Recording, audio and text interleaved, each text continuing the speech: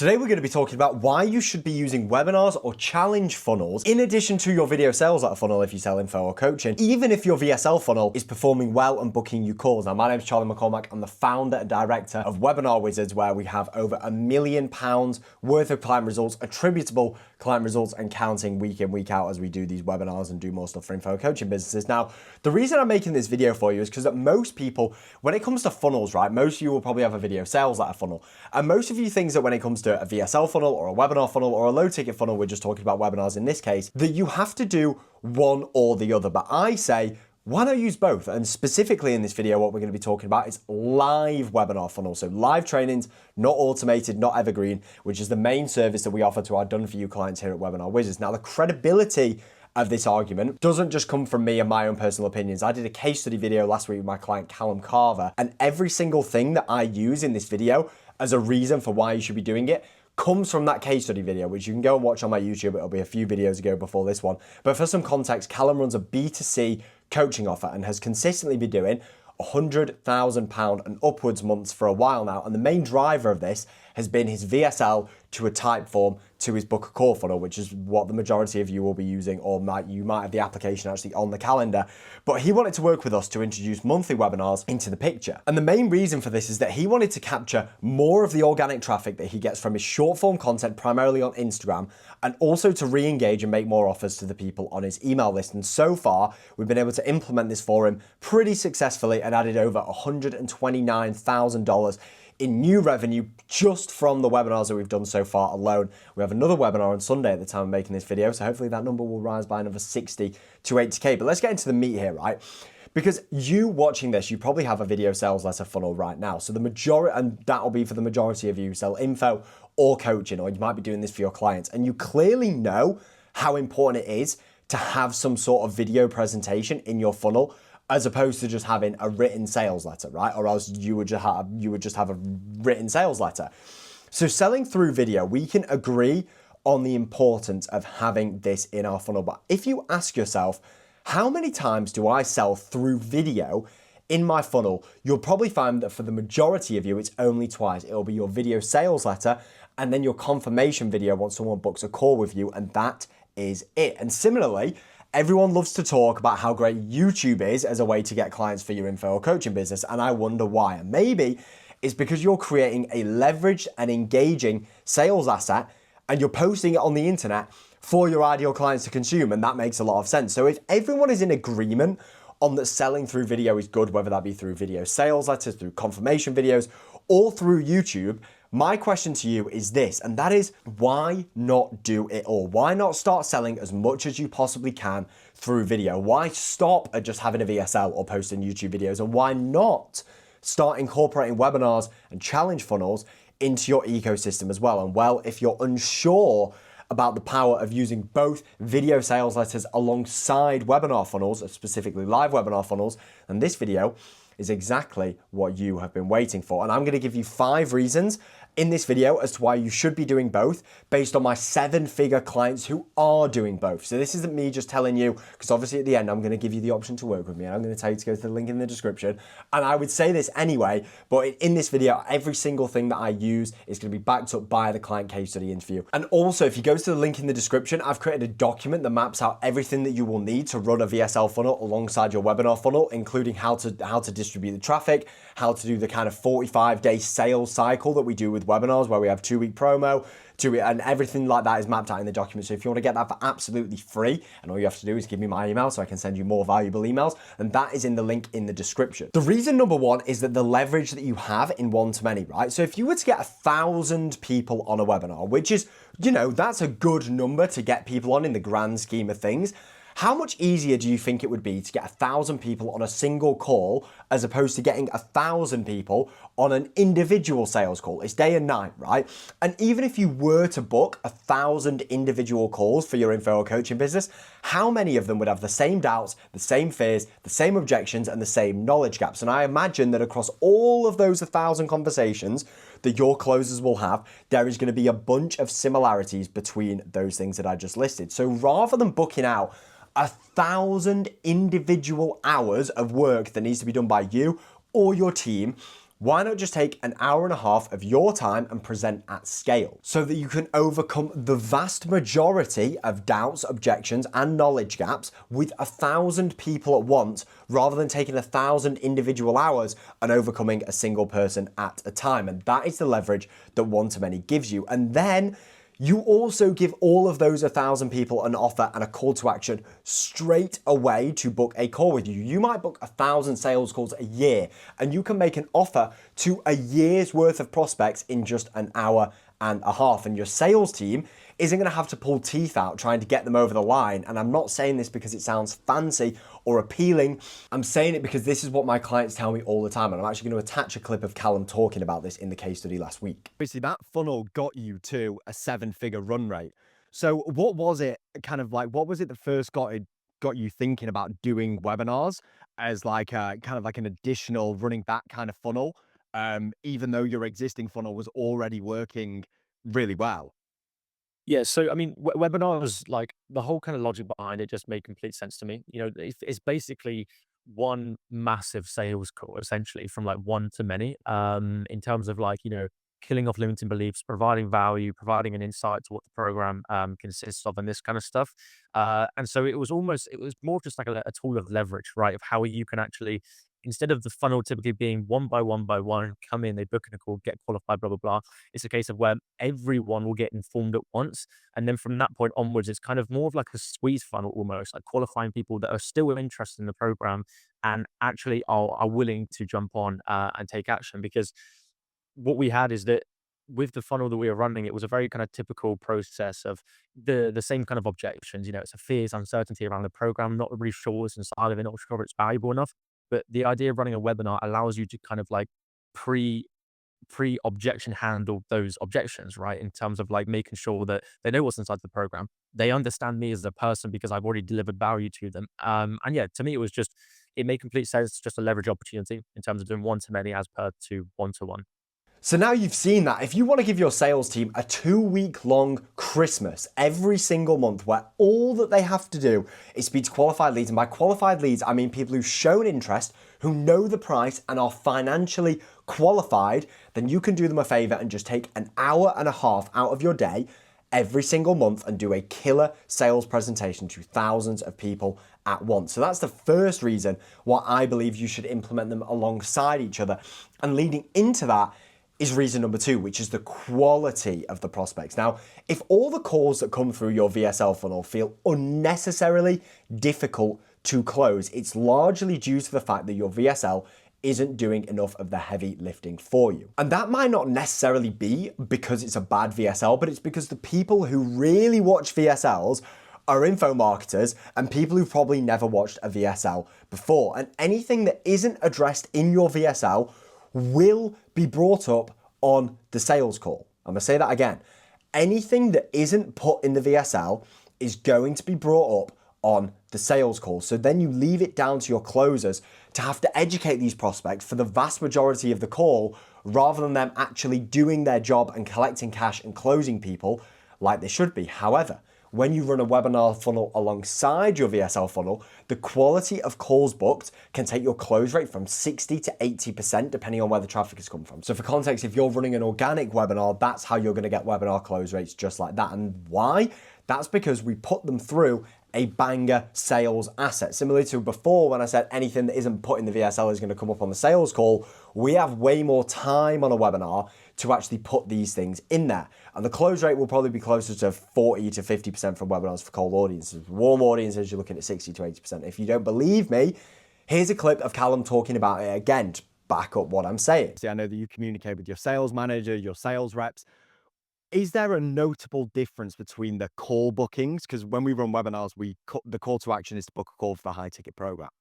Now, is there a difference in the people who come onto the calls from webinars as opposed to the people who come through the type form and the VSL and the book call funnel? Yeah, 1,000%. I mean, my closers get more excited than I do because they know that for each call they're going to jump on, it's just a case of collecting cash. Like at that point, they're warm, they're excited, they understand what they've been through. And they've basically already had like a pre sales call before the actual sales call, right? So the sales team absolutely love it, and there is like a massive notable difference. And your closers and your bank account are going to thank you for this. But why does this even happen in the first place? And why are webinar leads so easy to close? And reason number 3 is basically because the consumption is forced. And this is an idea that I don't feel like is spoken about enough when it comes to doing live webinars as one of the main benefits of doing them. Most people talk about the leveraging one-to-many, similar to how I did, or how it shortens sales cycles or whatever. But this is one of the biggest arguments. So right now, you might be getting traffic to your offers, or probably are doing it via short form, paid ads, or shit posting on Twitter. They're pretty much your main options, right?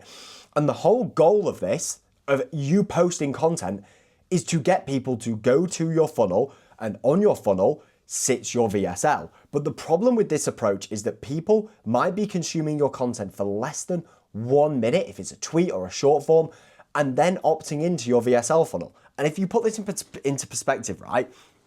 If you go to Vidalytics or Wistia or Vimeo or wherever you're currently hosting your VSL, I really hope it's not on YouTube, take a look at the following. Take a look at the take-up rate. So the amount of people who go onto your funnel and actually click on the VSL to start watching it. And then once they do that, out of those percentage of people who actually do the take-up rate, what is the average watch time? So what percentage of people of the VSL, what percentage of the VSL are people watching? And if you haven't checked this before, I guarantee that you'll be shocked at what you see. But again, the real problem might not be with the video sales letter. The problem is with the state that the traffic is in when they visit the page. Because if your traffic is coming from people who've just been scrolling through Twitter or scrolling through Instagram Reels for 45 minutes in some doom scroll hypnosis, the chances of them going from scrolling on Reels to watching your VSL is very, very slim. And do you know when it's on the little Instagram browser as well, like it doesn't even take you to Safari or Google Chrome, it literally just like loads it in the app and it's got the weird white bar at the top. It's very slim. So then what are the chances of them watching it and then them watching it all and then booking a call and then showing up to the call and then paying in full? That goes down dramatically, right? Because that at the end of the day is what you are asking people to do. But with webinars and challenge funnels, this dynamic gets flipped upside down completely, where all we have to get them to do when they're in the scroll mode is just give us their details and sign up for later. Then you take care of all the nurturing that goes on after that to get them to show up. They put it in their calendar. They watch the videos that we give them, which is kind of similar to your pre-call nurture flows. We put them in group chats, we send them emails, we send them SMS, and once they're there, we have them for 60 to 90 minutes of their full undivided attention. As you can see here, here's a webinar that we did with a client recently where the average time, so people will have left earlier and people will have left later, the average time was 1 hour and 35 minutes. And if you are someone who's selling a high ticket offer, like 3 to 10 or plus K, this is exactly what you need to do. You need to force them to consume your stuff in order to get someone to exchange that amount of money with you. And if you nurture them correctly, you can shorten this sales cycle by like 4 or 5x. And my client himself said this, and I'll put another clip in of him talking about it. With a program that's far more expensive, you're talking like very much close to 5 figures for a program. In order for someone to take action on a program like that, they need a substantial amount of value that's delivered to them beforehand, right? They need to know that what they're going to get in the program is completely blows out the water of what they're actually going to spend on the program. And it's very hard to kind of like showcase that in a YouTube video or showcase that in a short form video, like what you're actually going to get on the other end. So the webinar just made the most amount of sense in terms of being able to first like kill off limiting beliefs beforehand, which I think is incredibly important, because when you're selling more expensive programs, there's always going to be more kind of doubts that people have, because obviously there's more of a financial commitment they have to make. So running webinars made sense due to the fact that I was able to inform people, provide value, and also kind of preset the mind frame in which they would need to actually jump on the call with. So it just made the most amount of sense. There you go. And once you do this, you make your life and your closer's life a whole lot easier, because not only do you get the initial flurry of high quality call bookings from the webinar, reason number 4 is the 2-week sales cycle that I also talked about in the client interview. Now, you will get a spike once you are actually on the webinar, if you do the webinar well, of qualified booked calls for the following 2 weeks. You will pack out your calendar for 2 weeks and you'll be reaching out to those people who didn't book straight away on the webinar with SMS, with email nurture sequences to actually make sure that they book in, because we've just put them through a hell of a sales presentation, and those people are warm, they're familiar with you, your offer, they know the offer, they know the price. So we want to get those people on the phone as quickly as possible after they've watched the webinar. Because typically we work with people with high ticket offers. This is why I keep referring to booking in calls from the webinar and not actually pitching on the webinar. I'm not a massive fan of pitching on the webinar simply because we pitch high ticket, which means that we want to get people to book in a call and the calls close easily. Anyway, and most people think the webinars are just this one kind of like a big time event and you get the immediate results from the webinar on the day. But that's not how this works at all, because when we do ads, we see a 2-week spike in client revenue from the sales team reaching out to everyone who didn't attend. We give them the replay via email, or the people who did attend, we will also hit them with email, and we will then get the appointment setters to reach out to them afterwards as well. And the reason that we do this is because some of the people who attended, like on the call, might have circumstances that mean that they simply just could not book a call there and then, or they might not have the money there and then. So they might have been going on a holiday. They might not have been paid yet from their job. They might be waiting for a client to pay for them. It's a bit more sophisticated offer. People operate on their time as much as we show them why they should operate on our time.